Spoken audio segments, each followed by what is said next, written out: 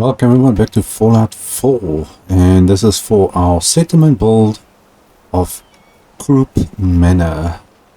Now first thing we're going to start, this is the entrance way to the, I would say, the settlement, which is all the way down there. Now we start with the spawning points. Now this is one of the settlements that's got weird spawning points, because here's one right down here. But the settlement is all the way up there. You can see that's quite a distance. I think this one's got the furthest spawn point out of any settlement.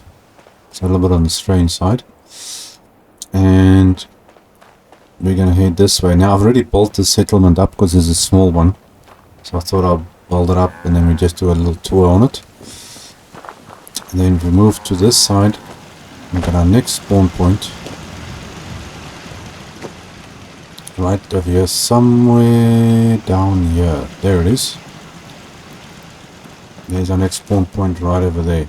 And those are the only two spawn points for the settlement, which is pretty good. So you can set up the fences like I've got over here. So you can see there's the fences up. So that protects this entire area in the front. Down there. Then make our way around.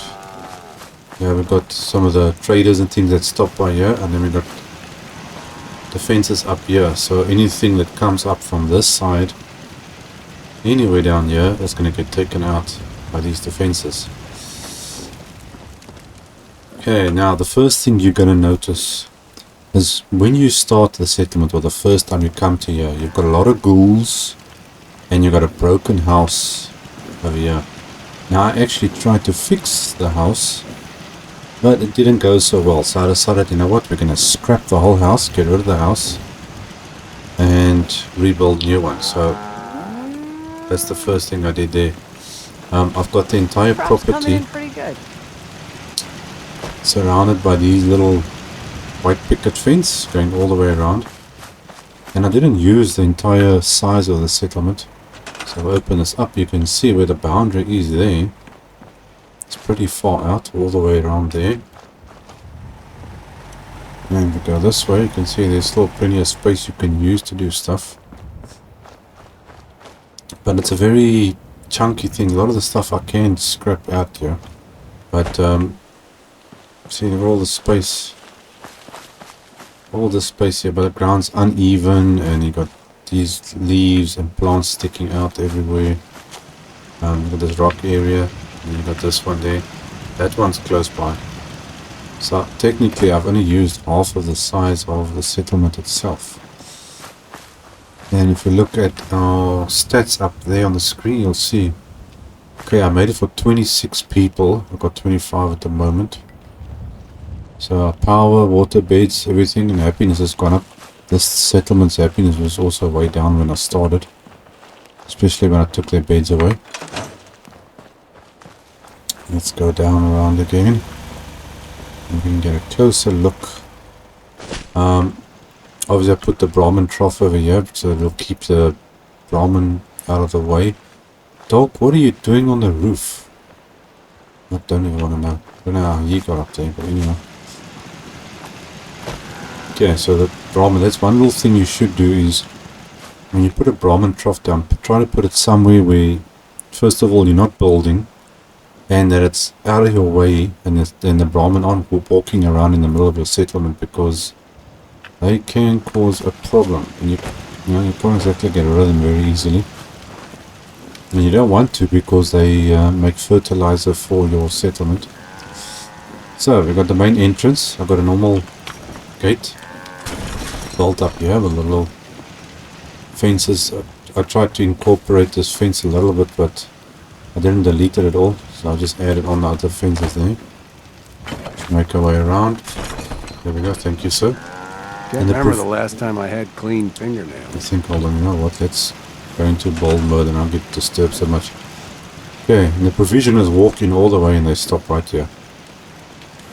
I'm not sure why, but they do. Instead of just stopping down there. They should have made it actually that your provisioners that you bring here stop at these things, or gives a location for them. Whose Brahmin is this? Oh, it's Mrs. Working for the Institute, Mrs. Okay, so let's go around here. So we got goods and things for the villagers to interact with, or settlers, should I say. Seating area here. And I changed this area. A little couple of Halloween decorations just to give something an inside there. I made this security platform up above here with shops. So I took one of these artillery things, and it's a little bit heavy, but that goes up here. Okay, so this thing's got a nice view of everything around all the way, especially the brotherhood down there. So we got artillery, and then I added in some of these small little shop things. So these are supposed to have people here. Well, what time is it? Maybe it's not 8 o'clock yet. It's probably still gonna come up here in a second or so. So we've got little shops there, so just so there is something in the settlement. And then we go around here. I added in the bar and food little thing over here. So everybody gathers up here. They can have a seat. Some little decorations. This is not much of a farming settlement. This is more of a place for people to live. So the accommodations are a little bit cramped. Then we got our power supply and our dog, who's actually supposed to be down here. We got a cat here somewhere. There's the cat. Dude, what are you doing up there? Okay. Got our water supply. Nicely tucked away here. And I went with a mute fruit for this one. Because obviously mute fruit gives you 1 food point. And then I just stuck in basically 26 of them. So there's 1 for each settler, and then I think I've got 4 or 5 settlers doing the farming. So I just use them so they make a decoration and a food source around the edge all the way. Got a couple of workstations spread out around the settlement here. And then as you can see, I just added this as a roof, and then at the same time a platform for the shops on top. And we've got our staircase going up, and they do actually find their way up here. I tried to actually incorporate the staircase onto this build here to make it go up like this, but it doesn't work, so I just left that there. So if you want, you can still come up here and then walk around. We've got a couple of decorations there.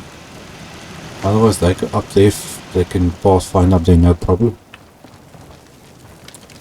Okay, lady in a army suit. Okay, and then we got obviously our scavenger stations. So those are working fine. Little decorations that I put in throughout the place. Power beacon, and we've got obviously the lights that are all going around all the way on the settlement.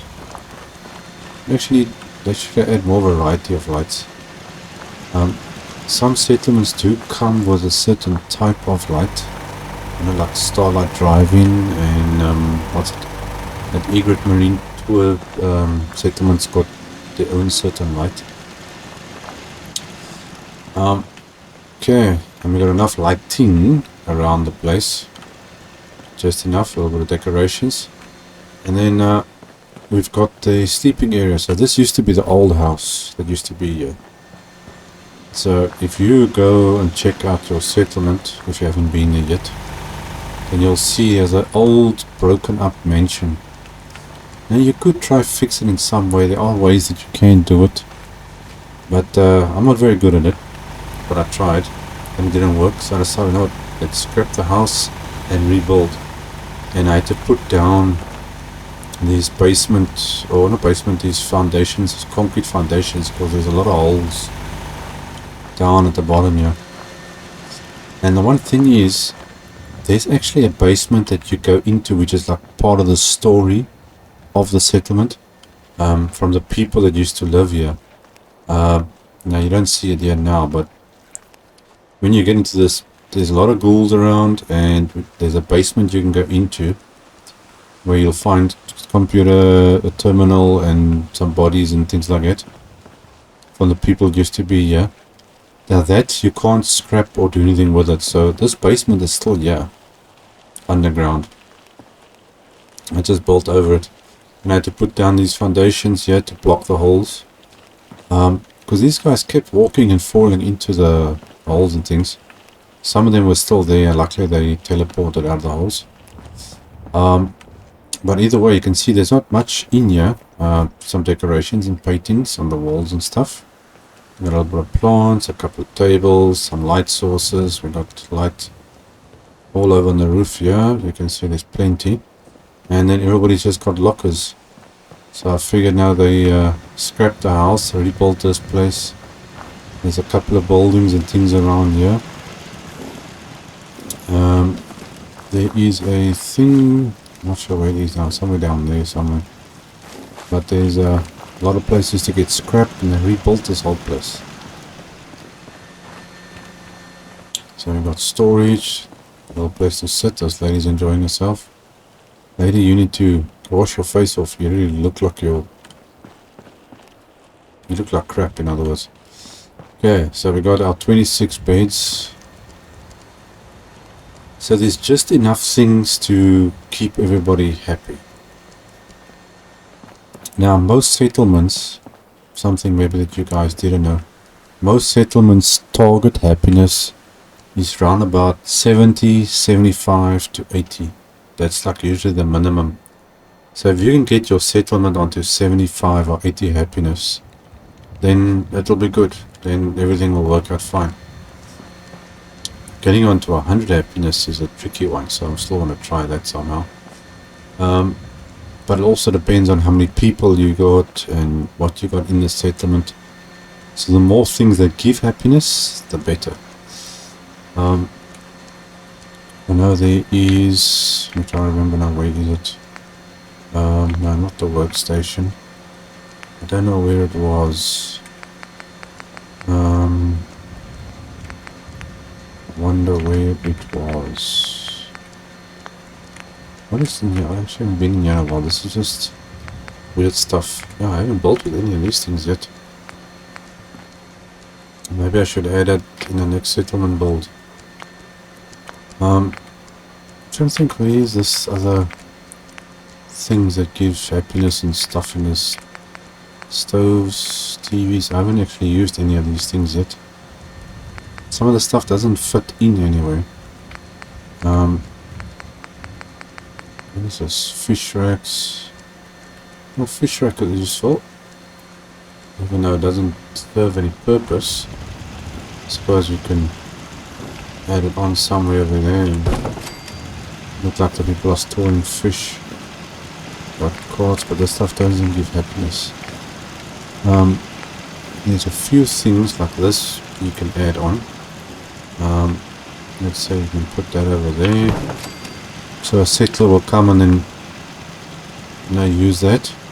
So it adds to happiness. You got this one as well,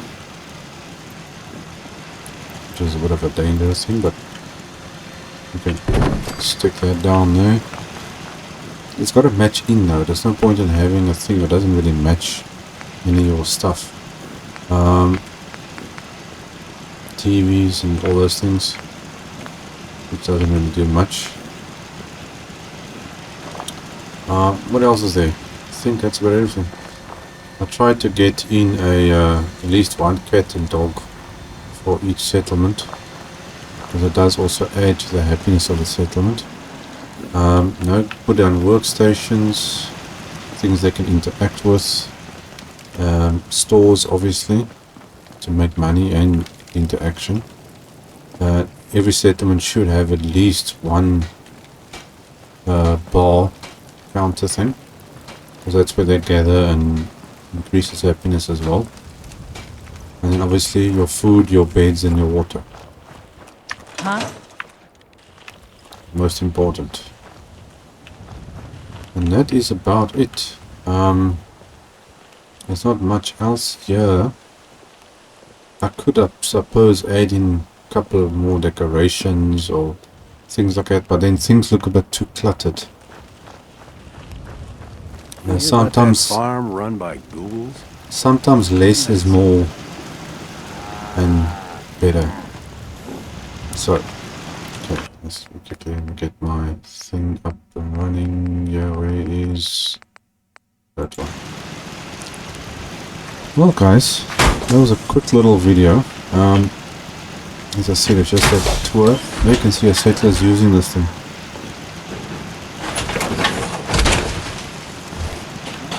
Ain't looking for trouble, I hope. You actually managed to lift that. Well, you dressed tough, so maybe you're able to lift it. Okay, well, there is our settlement build for Croup Manor. Which means I'll be seeing you guys in our next episode. Cheers.